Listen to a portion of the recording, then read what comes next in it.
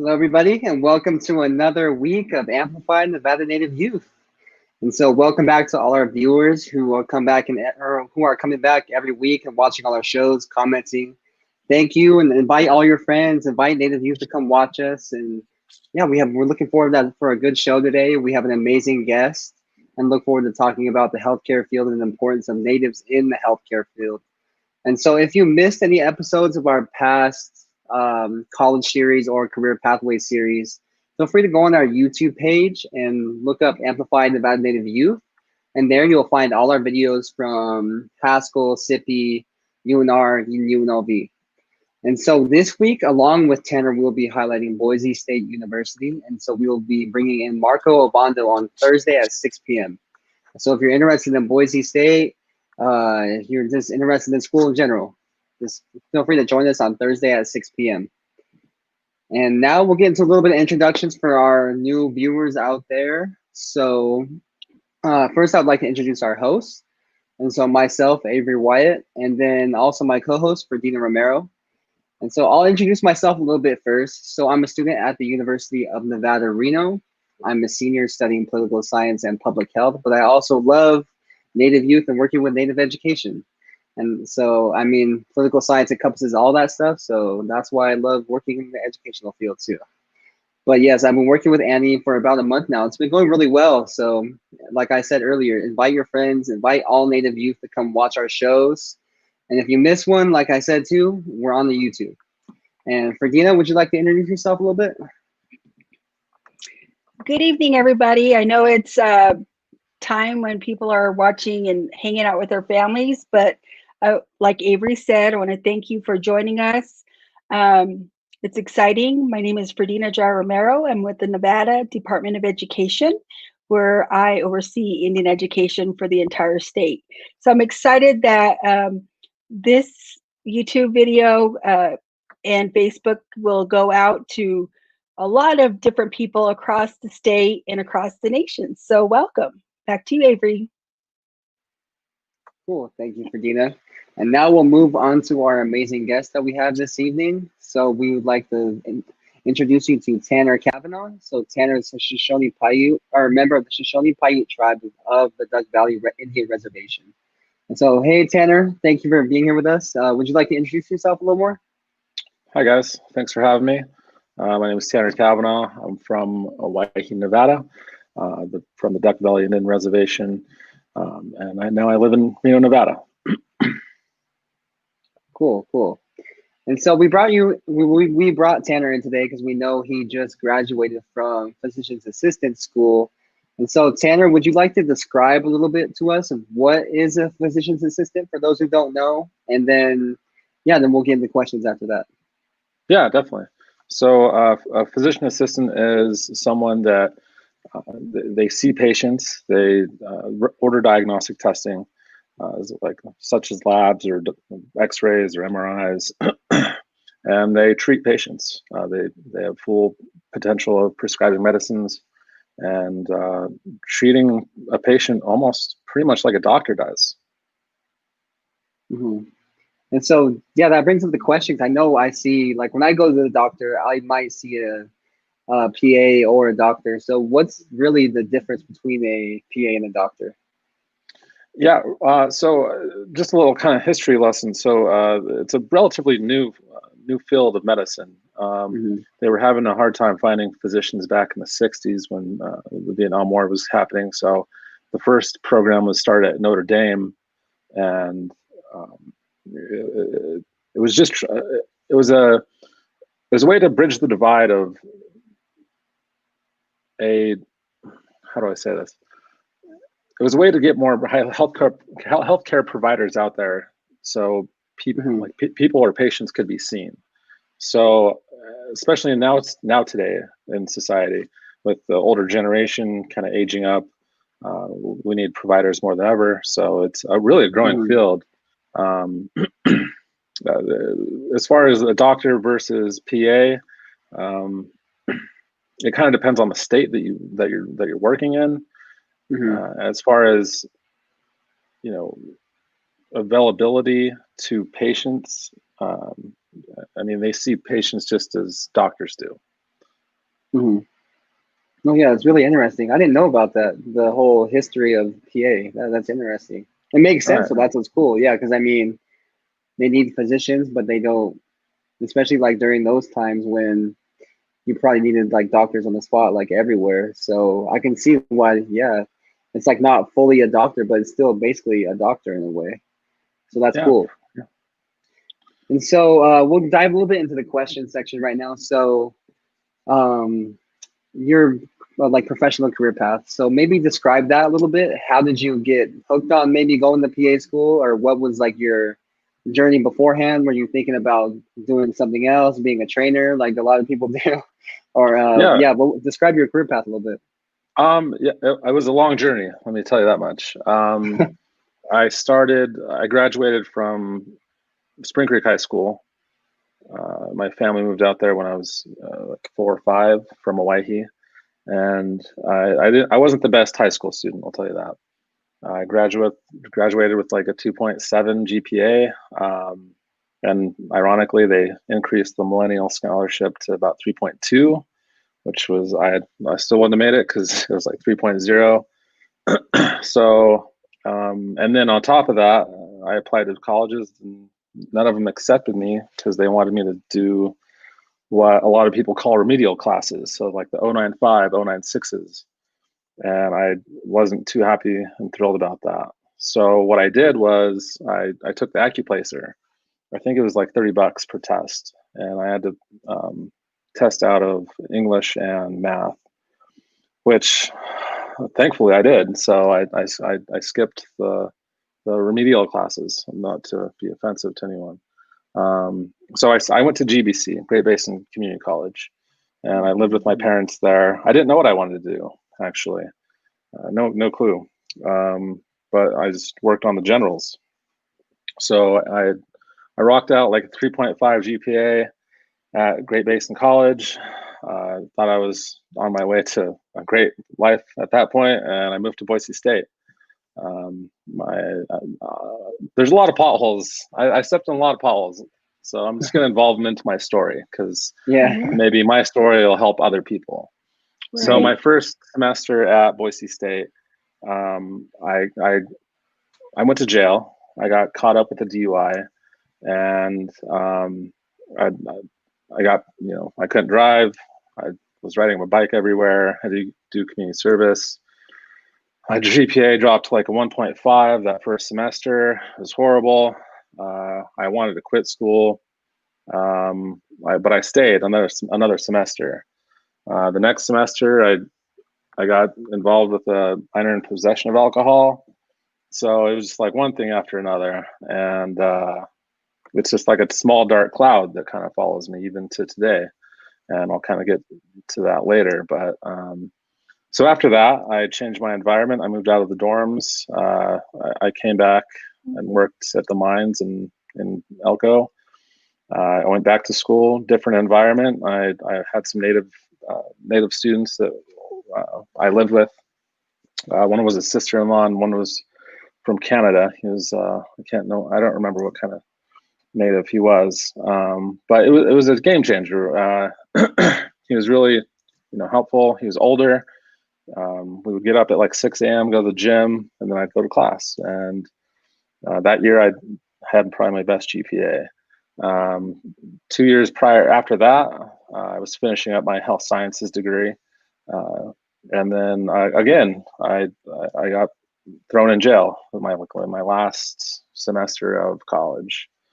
And it was for public intoxication and resisting arrest.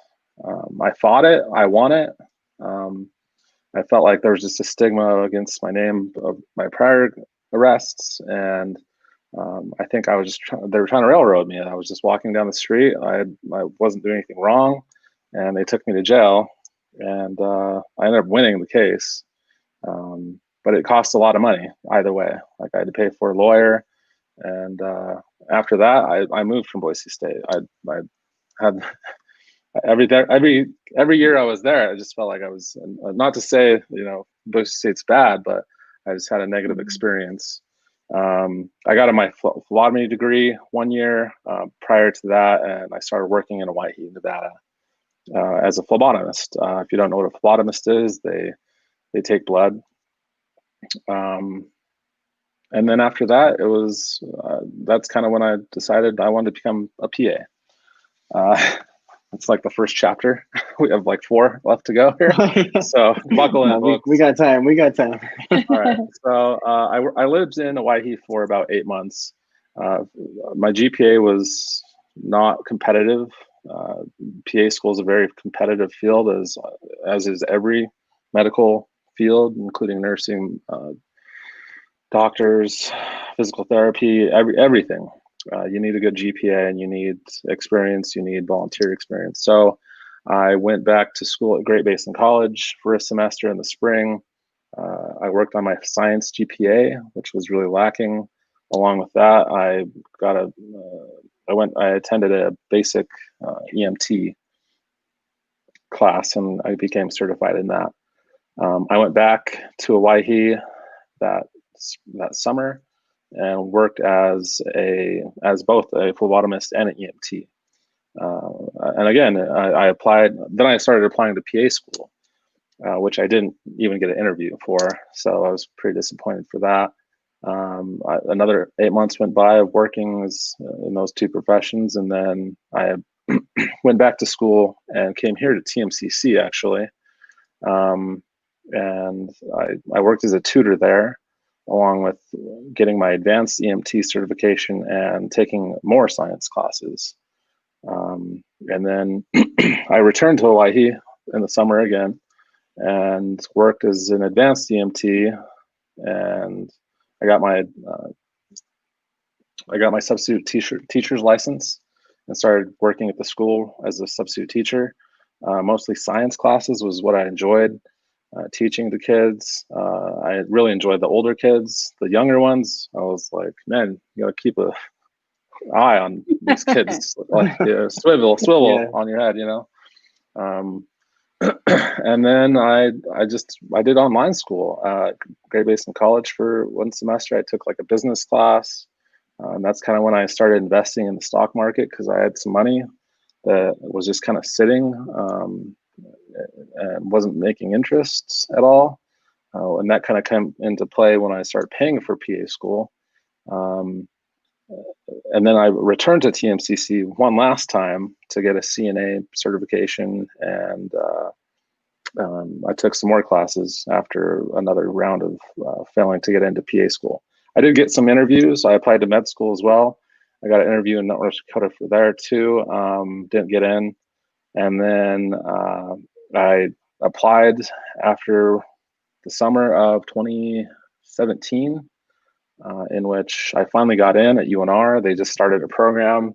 It was their first of their kind. I had interviews other places. I just built a really good resume. I was volunteering so much time.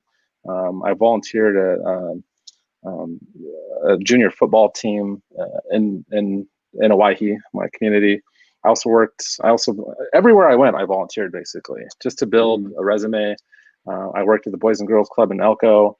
I volunteered at the Soup Kitchen in Reno, everywhere. Sorry, my story is kind of convoluted. It's hard to keep track really. But anyways, I was accepted into UNR in 2017, in which they were delayed a year. So I just worked and stacked cash, and I worked 3 jobs. The one as an advanced EMT, the other as a substitute teacher, and then I also filed for a job to become a deputy coroner. A coroner is someone who comes to the scene of a death, and they start filling out the paperwork of that person's death certificate. And I just worked all those jobs just to get some experience and get some money, cash flow going to pay for PA school. And then after that, I was accepted. Thank gosh. I had to do some interviews. And then they got delayed, which I mentioned before. And then I started 2 years ago in 2018 in June. The thing about PA school is it doesn't stop. It's constant. It just cycles through. It's a 25, 26-month program. You get about a week to 2 weeks. You get 2 weeks for the winter, for Christmas, and then 1 week in between semesters. So you are doing like summer school, but it doesn't follow the regular school schedule as like the UNR schedule. And then after that, so PA school consists of 1 year of schoolwork, which is a full year of like anatomy, physiology, basic biology, pharmacology, stuff like that. And it's pretty tough. Some people equate it to drinking out of a fire hydrant. Some people drop out. It's very intensive. Before you start school, a lot of people tell tell your family that you're not going to be available for 2 years. So it's very time intensive. You go to school at 8 or 9 in the morning, you get off at 5. After that, you go home and study, and then it's just your mind is just constantly absorbing information. The weekends, you just spend studying all the time.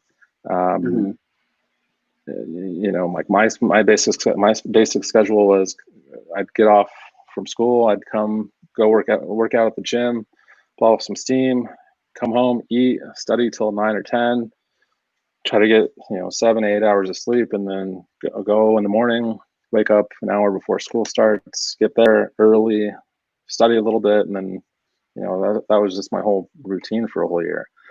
The second year of PA school consists of clinicals. So you go into different places, into clinical or to clinics, hospitals. So I went to Renown. Some people went to St. Mary's. Some people went down to Vegas. Elko. I went to Elko a couple times.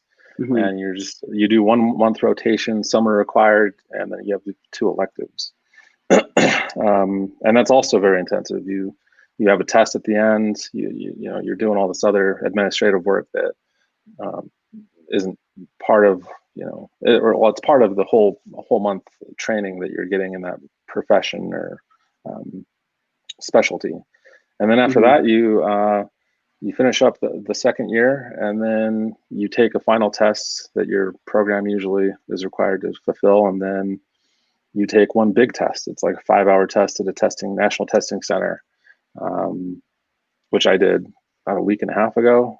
I passed, thank gosh. And that was it. that was only. So Tanner, we heard a lot about thank you for sharing your experience. A lot of times, people think you get to a place and they don't understand the process that it actually took to get there and some of the bumps in the road. I can totally attest to all of, minus DUIs, but the situation sometimes happens to the best of us. It's happened to me, and things occur in our life. So thank you for sharing that, first of all.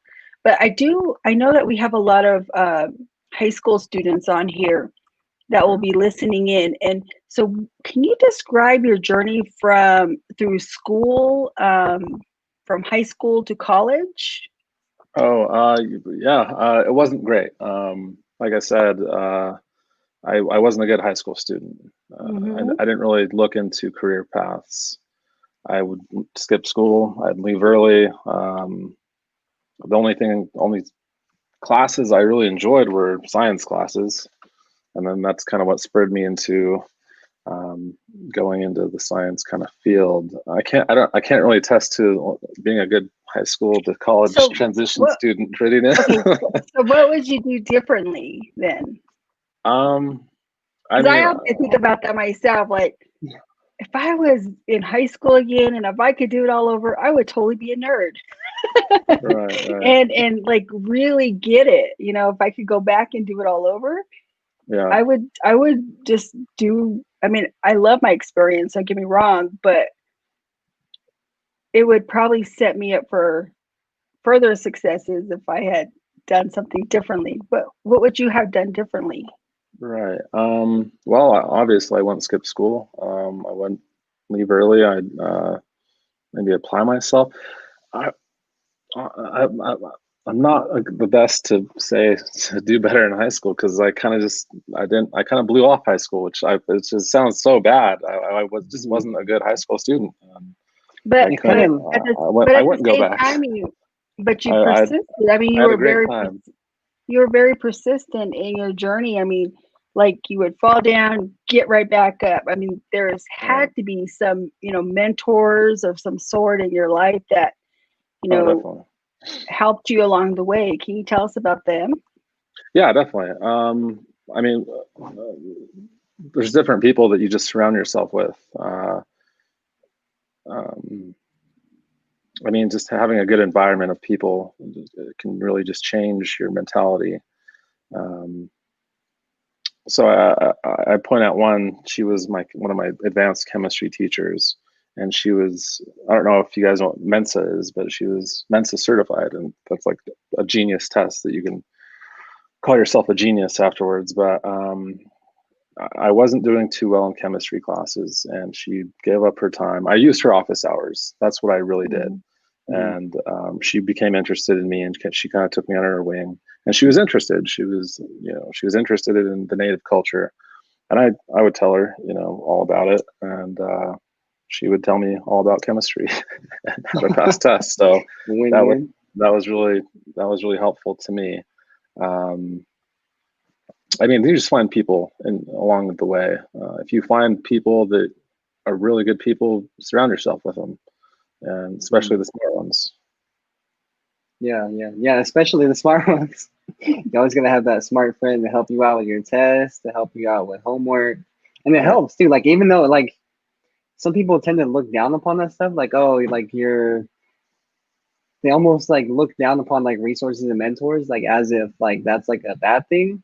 Right. Like you're like almost getting the easy way out, but no, like they're there for you. Like that's what they're there for. They make you work harder. Like, but if you're the smartest person in the room, then you're in the wrong room. Yeah, and I think even now in my profession, I always link myself to someone that's smarter than me all the time. Like I always find other people who have, different attributes than I do, because I'm not, there's some things I'm just not smart at. And there's other things that I can like do this, and this, but there's other times that I can't. Avery? Oh yeah, so basically we talked about like how you sort of had this like idea, like you were interested in science in high school, like you knew you liked chemistry. So when it comes to students figuring out their career path, like, do you think they should have their career path figured out in high school, or should they just wait and like let it basically like follow a path to their career path, like you said, like for your journey?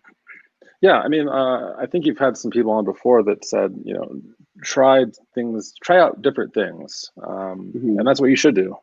When I was in my freshman year at Boise State, I tried working as a door-to-door house painting guy.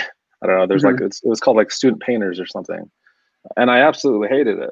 I applied myself. I gave it 100%. I would go to each door and be like, "Hey, like, do you guys want a paint job?" No, and then I ended up walking probably over 200 miles that summer. And I absolutely hate it. You're like trying to sell someone, and that's when I realized, like, well, maybe sales isn't for me. So then I would try something else. Try different clubs, join different clubs, try different things, and you'll find out what you don't want to do, and maybe you'll be lucky enough to find what you're good at and what you want to do. No, yeah, that's really good advice. Because I mean, it's honestly like you don't realize it. Like you usually tend to focus on the stuff that you don't like, but then you sort of forget to like recognize like, oh, maybe I do like this instead of not liking this. So yeah, I mean, that's some good advice for people to sort of don't really look at what you don't like as much, and then focus more on, okay, maybe I actually do like this instead. But yeah, I mean, I think like we have a lot of time. Students that are just like you're really there's a lot of natives that are just so shy. They want to sit in the back of the room. They don't want to get up and like exert yourself. Like make yourself uncomfortable, and then put yourself in an uncomfortable situation. And then once you're comfortable there, go into a different situation and be uncomfortable. If you're not uncomfortable, you're not learning anything. That's No, what yeah, that makes sense. said to me, anyways. And I find like it's so true. Mhm. You need to try new things. You have to apply yourself, and you have to put yourself out there. Take a risk. What do you have to lose? Yep. Right. Life's too short. And so, I mean, last week before I know we had technical difficulties last week, but we were talking about just natives in the medical field in general, and we talked about just like how normally even like at physicians' offices or like tribal clinics usually don't see PAs or doctors who are natives. So, how important is it, from your opinion, for natives to be in the medical field? I mean, it's obviously important. In school, they talk about, and I even know this, and I've worked in the medical field for so many years, but there's something called rapport. You have to build rapport. And when you're building that rapport, you're building, up a confidence in your patient, and they'll tell you things that otherwise they wouldn't.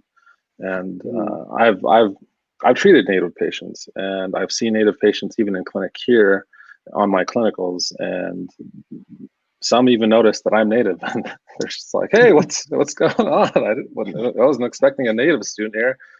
I'm like, "Yeah, hey, what's up?" And they just open up to you more, and it feels good for both of you. No, yeah, definitely, that makes sense, because you're more. Because I know, like, I'm in the health field too, so I know like it's important for patients to ask questions to their doctors. But I mean, like you said, for natives, we tend to be shy. So when it comes to a doctor being someone that's not like us or someone that doesn't look like us, maybe we won't ask that question. So that's a good point. I mean, if a native person sees someone who looks like them in that position, they're more likely to ask those questions that maybe they wouldn't ask a non-native doctor or a physician. And that helps with like even patient satisfaction. So yeah. And so I know you've worked in the healthcare field for about, I mean, it sounds like for a long time. You've just been kind of like doing little things here and there. But what's the thing you've learned the most from working in the healthcare field? Either this could be just in general or working with natives. Yeah, generally, what I find just so interesting is, for every life that comes into this world, there must be a death along some, like everyone owes a death. And what I've become really familiar with and comfortable with is talking about death. And I think it's something that's kind of taboo, like you shouldn't talk about death. But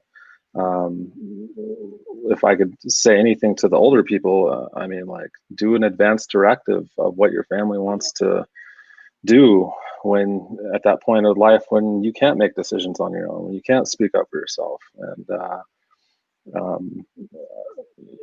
I've delivered children, I've delivered babies, and it was just like the most beautiful thing I've seen. And I've also seen people pass away, and everything was just such a great experience. Not only learning, but you feel like that wholesome, and you just feel like that life in you, I guess.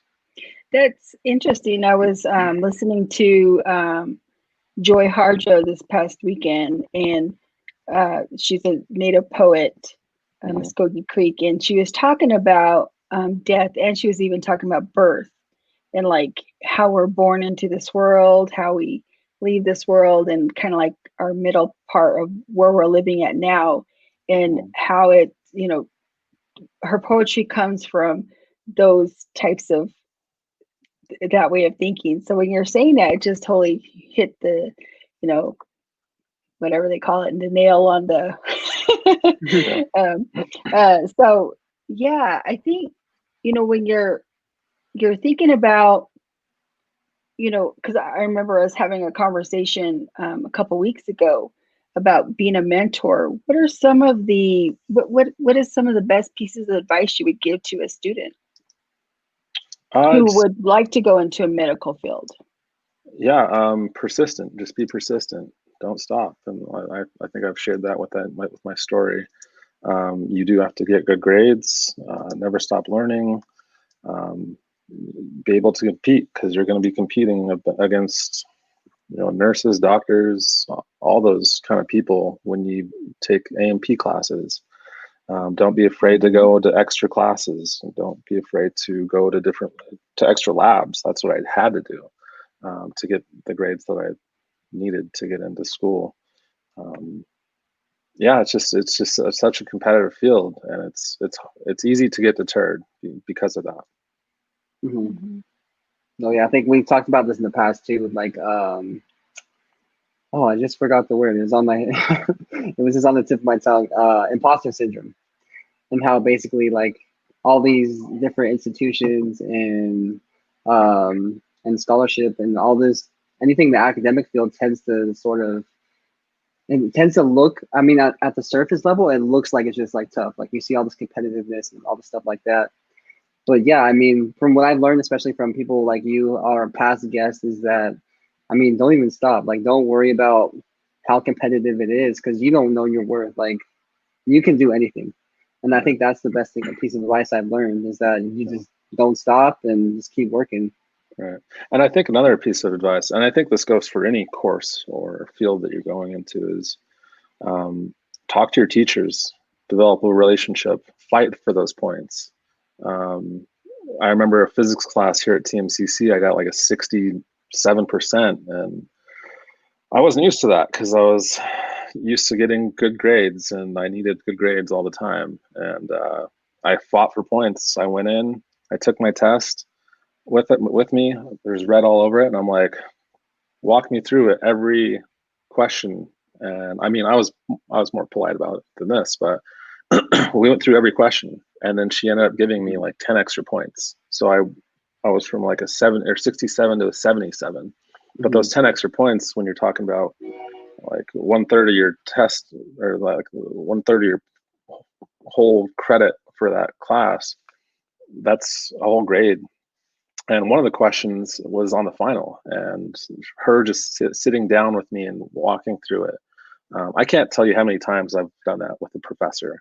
And I would just take my test to them at their office hours, or I'd email them and be like, what time can I come? And I fought for many grades like that. They always bump me up. Mm-hmm. No, and yeah, definitely. Like, yeah, as a college student, that's the best advice for like anybody, honestly. Right. Because I mean, you see, like you said earlier, like we tend to be afraid to ask questions and stuff like that. And I mean, that's not a bad thing. We do come from a culture that has a lot of trauma. So when it comes to interacting with other people, it can be tough for us. But just stepping out of that box and asking the teacher a question can just form a relationship, and that also makes the class way more comfortable, because it feels like you're almost talking to or learning from somebody you know. It feels like maybe learning from like just a friend. I think that's the best part about just getting to know your professors and teachers. So like, yeah, in high school, for high school students out there, so just get to know your teachers. If you don't know them, make that relationship with them. And even if they don't like want to get to know you at the same time, because I know sadly there are some teachers out there who aren't the best, but just still like push them, make them get to know you. And I think that's a really good piece of advice. And I think yeah, go ahead. No, you're good. You're good. Another resource to have is, I mean, look online for resources. I didn't find out until a website called Rate My Professor until the end of my third year. And it's ratemyprofessor.com, and it rates it's exactly what the name says. It rates the professors, and it just kind of helps you know ahead of time, or even schedule to have that class that will set you up for success. And so as we go to like one of our last questions, what steps should Native youth be taking now? I know we talked about piece of advice, but what steps do you think they should be taking now in order to be successful in high school, or if they are interested in physician school? Yeah, I mean, obviously good grades is essential. Reaching out to the community, so doing community service, basically. Shadow physician, shadow a PA, shadow a nurse practitioner. That and then because eventually you're gonna have to put that on a resume and apply to the school of your choice or wherever you want to go, and it's gonna impact where you stand.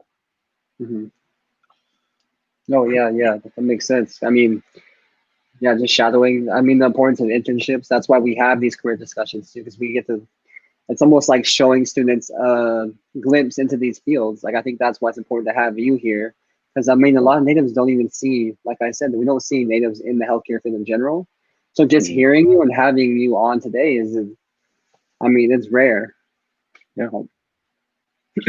Other pieces of advice is, work out. You have to have a good outlet. I'll give you like 2-3 good tidbits of advice here. I mean, we used to work. I mean, we used to walk 11 to 14 miles a day is no bad. As people of this Great Basin area, and I think there's a lot of health issues that help. I mean, that are so beneficial in you just exercising 30 minutes a day, eat a good diet, stuff like that, and read every day, at least 30 minutes a day. Exercise, spend time with family, listen to music. It's a good stress reliever. I mean, the top 3 health problems that we have in Native country are, suicide, diabetes, and alcoholism. And I think finding outlets for all that are, exercise, right diet, and family. And like I said, set yourself in a good environment. Your environment will impact you so much. So. Right. I kind of want to back up, and I want to ask one last question too, is that, your kind of the experience you've had at UNR. I mean, what was that like? Oh man, it was great. I just love Nevada in general. My best experience, and even at Great Basin College was a great school. TMCC was also a great school. My experience at UNR though, I didn't spend a whole lot of time at main campus besides going to the gym there for like an hour a day. We have the PA school actually has a campus in South Reno because they didn't have enough room for more buildings at UNR. So we only spent like the first semester, which was like the summer here at the main campus at the med school. That was basically for our AMP. They have like state of the art cadaver lab there. So we just got to go do that. Yeah, it's incredible. Yeah. But Reno in general is a great place to live. Me and my wife live off of Keystone and 7th Avenue, and the commute's like 7 minutes away from UNR. And even when I had to go to South Campus, it was like 15 minutes, 20 on a bad day. So, I mean, everything accessibility wise is just so much easier opposed to Boise State. Yeah. I'm just kidding. I know everybody has a different experience. Thursday, we're going to have another student from your reservation. And he is says the opposite. So that's interesting to let our students know that not every college is, for everybody. So, I liked how you mentioned Great Basin College and Truckee Meadow Community College and the resources they probably had at these smaller schools, and how you probably, I'm just guessing because I work with a lot of the professionals at these 2 schools as well. And so, I'm sure they're like, yay, Tanner's giving us a shout out. And it's I think it's really nice, especially at Great Basin College and TMCC, because I worked. First off, I went to the tutor center all the time at Great Basin, and they had great tutors. They were always available. I would schedule them out, and that's also another resource for high school students, college students, is hang out in the tutor center. You'll learn so much. You'll get your homework done. You'll get good grades on it. And they're just so helpful, and they're paid there. You're paying the tuition. You're to have them there, so might as well utilize them. Which brings me up to like other resources. You have to any school that you go to, find out what resources you have. And I think one of the talks that you had a couple of weeks ago is one of the guys said, just wander around. And that's what I did, like to all my colleges, Great Basin, which isn't that big, but still, Boise State, UNR. I just wandered around. I found the graduate center in the library one day, and it was a private study area. I didn't have to reserve or get caught up in the finals week when everyone's trying to find a spot in the library. Just find the resources at your school. When I worked at TMCC, I mostly tutored biology and chemistry, and I spent so much time there, and there were so many math tutors there that I ended up learning math better than in a classroom, to the point where I was tutoring math students, which I wasn't even there to paid there to do, but I ended up anyways, because when it was like slow days, like math is always needed. So hang out at the tutor center is a big piece of advice. I think I hung out at the writing center because I should have been hanging out at the math center. Right? Yeah. Oh yeah. And then I think one thing that was cool too, like about Tanner, is I remember I met you because we met through like the Native organization, but one thing that a lot of people don't know is that we actually had an all Native basketball team on campus, and that was cool. And that was when was that? About a year or two ago? A year now? Something like that. Yeah, but we were the Native Scholars. We should have been undefeated, but we had some injuries. Yeah. But I'd no, say, it was cool. At least top 5. Yeah. At least top 5 out of 5. Yeah, I mean, enjoy the journey is another part of it. So don't get so worked up. Don't sweat the small stuff. And I like the quote by Bruce Lee is, be like water. Water is gentle enough to wash your face, but it's strong enough to degrade stone. It can go into a box and it could form the box. Be able to adapt to change in your life, but also be persistent. Degrade that stone. Work towards that goal that you're gonna make it. You're gonna make it through. Make good relationships. Cut out the people that aren't worth your time or take too much of what you invest in them. That's all the advice I got. I mean, if you guys have any more questions, we could talk about school. We could talk about anything. My arrest record, whatever. That was all good advice. Yeah, I really appreciated, sharing some of those hardships. That really resonated with me just because I know sometimes our students come from families or areas where, you mentioned, those 3 things that are most prevalent in our society is, suicide, alcohol, and, obesity. So you touched on every single one of those pieces. And to me, it's so significant for our young people to know that there's more to this life. We can change. We heard Avery last week talk about basically the same things that you're talking about. And it's so that they know that they're not alone, and maybe somebody will hear this and know that, there's people that actually love and care for them, and that whatever is happening at that moment in time, that there is hope. And so I'm excited that, this is our future. You and Avery are our future, and you're going to carry on where we're leaving off. And I'm excited about our future, and that you're going to be a mentor to these children because of what you had to go through in your own life, and you're going to make it better for somebody else in their path. That's my wish and my hope, as we close out September, being Suicide Month, Awareness Month. And, it's hard. Losing my own sister to suicide is very hard. So, I appreciate the fact that you bring that into the conversation. You also bring your struggles into the conversation, because your successes are going to overpower all of those, you know, things, but it has made you who you are. And that's what makes you real. So that's what's empowering to me to hear your story. So thank you for sharing that, Tanner. Yeah, of course we did. Yeah. And yeah, for any students out there right now, or just anybody in general, like one quote I like to share a lot on my social media is, it's just like, I'm rooting for you. That's all it says. It's a blank picture and it says, I'm rooting for you.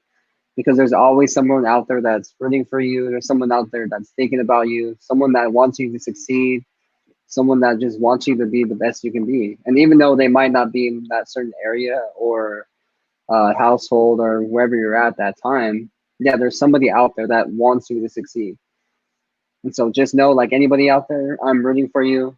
Tana's rooting for you. Dina's rooting for you. So yeah, be the best you can be. Right.